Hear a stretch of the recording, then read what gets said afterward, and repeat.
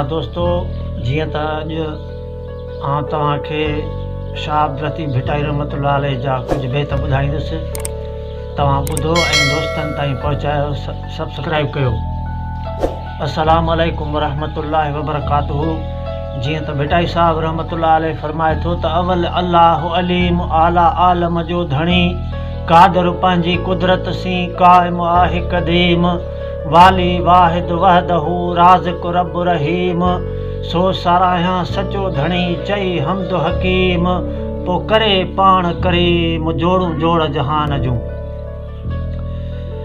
चए थो त साहिब तुंहिंजी साहिबी अजब ॾिठी सूं, पन ॿोड़ी पातार में पाहण तारी तूं, जे अची घर मूं त मेरा ई मुंहुं न लहां।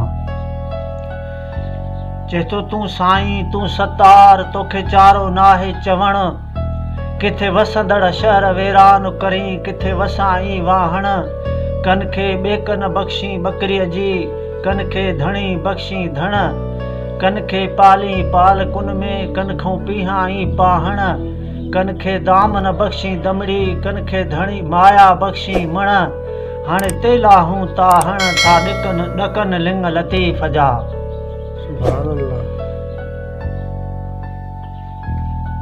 साहिब तुंहिंजी साहिबी अजब ॾिठी सूं, पन ॿोड़ी पातार में पाहण तारी तूं, जे अची घर मूं त मेरा ई मुंहुं न लहां। चए थो जोड़े जोड़ जहान जी जॾहिं जोड़ियाई, खावंद ख़ास खलके मुहम्मद मुकाई, अन मौला कव अंत महबूबी ईअं उताही, पो लिखी ॾिनाही ॿई जहान सैयद खे।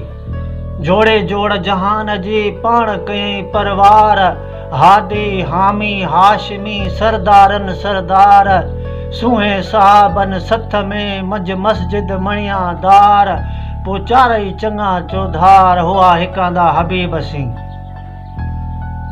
चए थो मूं थे मदायूं कयूं सारी सभु ॼमार, मालूम हुयूं मालिक खे सारी ख़बर चार, कॾहिं वराए न चयई त तोॾे मुद मयार, हुयसि त नाह निकार पर पिरन खणी पंहिंजो कयो।